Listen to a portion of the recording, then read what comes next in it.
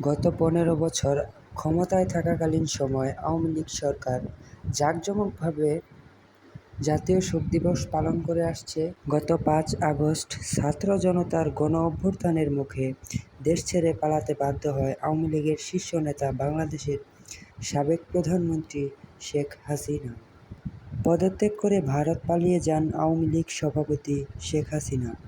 এ ঘটনার পর আওয়ামী লীগের শীর্ষস্থানীয় নেতারা দেশ ছেড়েছে এবং বেশিরভাগ নেতারাই দেশে আত্মগোপন করে আছে। বর্তমান সময় শোক দিবস পালন নিয়ে দেশে বড় বড় নেতাদের মধ্যে আলোচনা ও সমালোচনার ঝড় ওঠে। ভারত থেকে সাবেক প্রধানমন্ত্রী শেখ হাসিনা ১৫ই আগস্টকে শোক দিবস পালন করার জন্য আহ্বান জানিয়েছেন। ইতিমধ্যেই বঙ্গবন্ধু শেখ মুজিবুর রহমানের প্রতি শ্রদ্ধা জানাতে ১৫ই আগস্ট বিভিন্ন কর্মসূচি নিয়েছে আওয়ামী লীগ। আওয়ামী লীগের একটি নির্ভরযোগ্য সূত্র বলছে, ১৫ই আগস্ট কর্মসূচি পালন নিয়ে উদারপন্থী আওয়ামী লীগের ভাষ্য অনুযায়ী দলীয় প্রধান শেখ হাসিনা প্রধানমন্ত্রীর পদ থেকে পদত্যাগ করে কর্মীদের বিপদের মুখে ঠেলে দিয়ে দেশ থেকে পালিয়ে যান।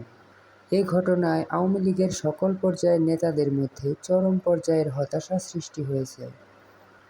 এই হতাশা কাটিয়ে উঠতে যথেষ্ট সময় লাগবে। ফলে বর্তমান পরিস্থিতিতে কোনোভাবেই কোনো ধরনের কর্মসূচি ঠিক হবে না বলে মনে করছেন দলের উদারপন্থী নেতারা।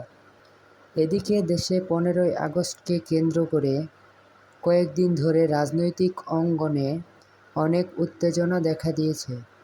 এতদিন জাতীয় শোক দিবস ১৫ই আগস্টে যে সরকারি ছুটি ছিল সেটি বাতিল করে দিয়েছে বাংলাদেশের অন্তর্বর্তীকালীন সরকার প্রধান ডক্টর মোহাম্মদ ইউনূস।